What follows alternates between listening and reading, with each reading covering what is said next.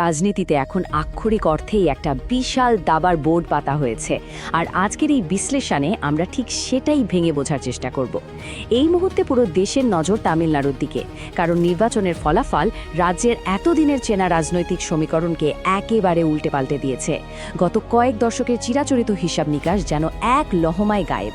চলুন দেখি কিভাবে ক্ষমতার এই লড়াই শুধু একটা রাজ্যের নয়, বরং পুরো দক্ষিণ ভারতের রাজনৈতিক ভবিষ্যৎ নির্ধারণ করতে চলেছে। তামিলনাড়ুর ২৩৪টা বিধানসভা আসনের রেজাল্ট একবার খেয়াল করুন। সুপারস্টার থালাপতি বিজয়ের দল টিভি একাই তুলে নিয়েছে ১০৮টি আসন। ভাবা যায়, একেবারে ব্লকবাস্টার পারফরমেন্স। এটা রাজ্যের রাজনৈতিক দৃশ্যপটকে সম্পূর্ণ নতুন একটা রূপ দিয়েছে। সিনেমা জগতের এই দাপটে নায়ক এখন বাস্তব রাজনীতির ময়দানেও রীতিমতো অপ্রতিরোধ্য।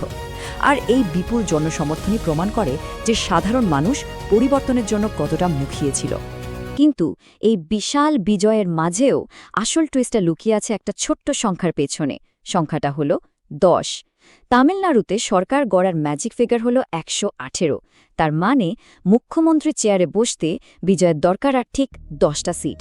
আর এই ১০টা আসনের অভাবে জন্ম দিয়েছে এক অভূতপূর্ব রাজনৈতিক নাটকের। একদিকে এটা যেমন বিজয়ের সামনে একটা কঠিন পরীক্ষা, ঠিক তেমনি অন্যান্য দলগুলোর কাছে নিজেদের প্রাসঙ্গিকতা প্রমাণের একটা অপ্রত্যাশিত সুযোগ। আর ওই ১০টা আসনের গ্যাপ নিয়েই শুরু হয়ে গেছে একটা হাই ভোল্টেজ প্রক্সি ব্যাটল বা ছায়াযুদ্ধ। ক্ষমতার এই দাবার চালে প্রথম ঘুঁটিটা কিন্তু ছেলেছে কংগ্রেস। তারা প্রকাশ্যে তাদের নির্বাচিত ৫ জন বিধায়কের সমর্থন বিজয়ের দলকে দেওয়ার প্রস্তাব নিয়ে শটান এগিয়ে এসেছে। এটা কোনো সাধারণ রাজনৈতিক সৌজন্য নয়, বরং একটা অত্যন্ত সুচিন্তিত এবং অ্যাগ্রেসিভ চাল। এর মাধ্যমে তারা ক্ষমতার সমীকরণে নিজেদের অপরিহার্য অংশীদার হিসেবে প্রতিষ্ঠিত করতে চাইছে। কংগ্রেস আসলে এটাকে তামিলনাড়ুতে বিশালভাবে ফিরে আসার একটা সুবর্ণ সুযোগ হিসেবে দেখছে। বিশেষ করে প্রতিবেশী রাজ্য কেরালায় তাদের ইদানিং বেশ ভালো রেজাল্ট হয়েছে, তাই না? সেই মোমেন্টামটাই তারা এবার কাজে লাগাতে চাইছে। সরাসরি বিজয় দলকে সমর্থন জানিয়ে পুরো দক্ষিণ ভারতে নিজেদের অবস্থান আরও মজবুত করতে তারা বদ্ধপরিকর। কৌশলটা সফল হলে কংগ্রেসের জন্য এটা একটা ঐতিহাসিক কামব্যাক হতে পারে। এবার অন্যদিকে তাকানো যাক। বিজেপি কিন্তু সম্পূর্ণ ভিন্ন একটা সমীকরণ কষছে। তারা মরিয়া হয়ে চেষ্টা করছে যাতে কংগ্রেস কোনোভাবেই তামিলনাড়ুর ক্ষমতার ধারে কাছে ঘেঁষতে না পারে।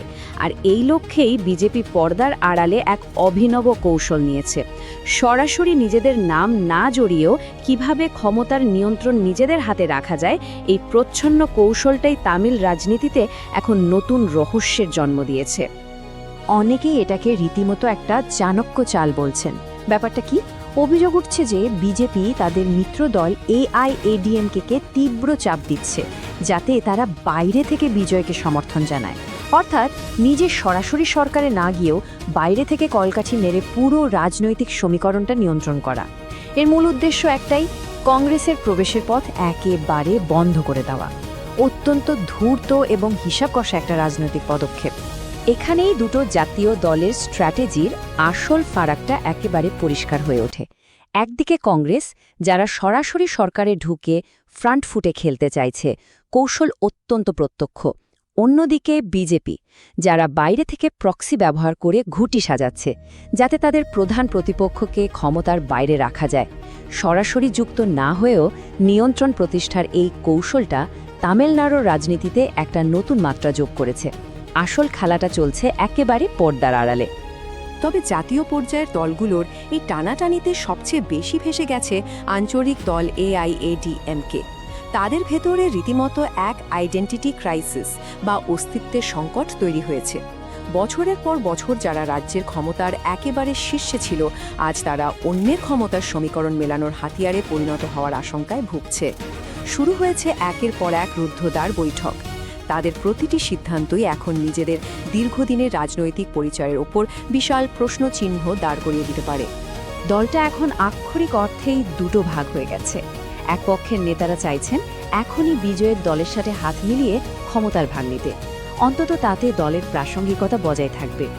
কিন্তু অন্য পক্ষের মারাত্মক ভয় হল, এভাবে চললে নিজেদের কোর ভোট ব্যাংক আর নিজস্ব রাজনৈতিক পরিচয়টাই চিরতরে হারিয়ে যাবে। তাদের মতে অন্যের ছায়ায় আশ্রয় নিলে দলের নিজস্ব আদর্শ বলে আর কিছু থাকবে না। এই আদর্শগত লড়াই দলটিকে একেবারে খাদের কিনারায় এনে দাঁড় করিয়েছে।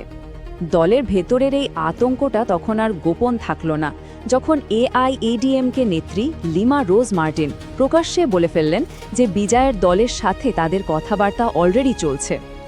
এই একটা কথায় দলের ভেতরে ভাঙনের ভয় যেন আরও জেঁকে বসেছে। পর্দার আড়ালের গুঞ্জন যখন এভাবে প্রকাশ্যে চলে আসে, তখন কর্মীদের মনেও সংশয় তৈরি হয়। ক্ষমতার এই লড়াইয়ে তারা নিজেদের অস্তিত্ব টিকিয়ে রাখতে পারবে কিনা, সেটাই এখন সবচেয়ে বড় প্রশ্ন। কিন্তু এই সব ডামাডোল, চাপ আর জল্পনা কল্পনার মধ্যে সবচেয়ে সুবিধাজনক জায়গায় বসে আছেন কে? থালাপাতি বিজয়।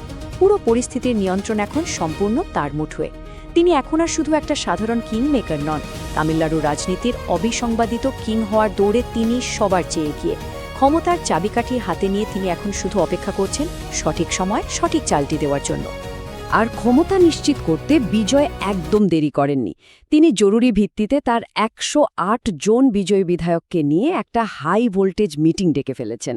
উদ্দেশ্য খুব পরিষ্কার, আনুষ্ঠানিকভাবে দলের নেতা নির্বাচন করা এবং চূড়ান্ত জোট কৌশল নির্ধারণ করা। আগামী 5 বছরের জন্য তামিলনাড়ুর ভাগ্য নির্ধারণের ব্লুপ্রিন্ট তৈরি হচ্ছে এই রুদ্ধদ্বার কক্ষে। তবে এখানে একটা বড়সড় কনফিউশন কিন্তু থেকেই যাচ্ছে। সেটা হলো বিজয়ের নিজস্ব ইমেজের সংকট। বিজয় তো বরাবরই চিরাচরিত রাজনীতির বাইরে গিয়ে একটা নতুন সিস্টেমের কথা বলে বিপুল সমর্থন পেয়েছেন। এখন সরাসরি কংগ্রেসের সাথে হাত মেলালে বা বিজেপির প্রক্সিতে এআইএডিএমকে সমর্থন নিলে তার সেই ফ্রেশ ইমেজটার কি হবে? তিনি কি প্রতিশ্রুত পরিবর্তনের পথে হাঁটবেন, নাকি চিরাচরিত জোট রাজনীতির ফাঁদে পা দেবেন? এটা তার রাজনৈতিক ক্যারিয়ারের সবচেয়ে বড় আইডিওলজিক্যাল টেস্ট। পুরো দক্ষিণ ভারতের রাজনৈতিক ভবিষ্যৎ এখন রীতিমতো একটা সুতোর উপর ঝুলছে। এই টানটান উত্তেজনার শেষে সবার মনে একটাই প্রশ্ন ঘুরপাক খাচ্ছে, তামিলনাড়ুর এই নতুন কিং শেষমেশ কোন পথটা বেছে নেবেন? তার এই একটা চালই ঠিক করে দেবে ভারতের রাজনীতিতে আগামী দিনের মানচিত্র কেমন হতে চলেছে। আপনার কি মনে হয়, কি হবে বিজয়ের ফাইনাল মুভ?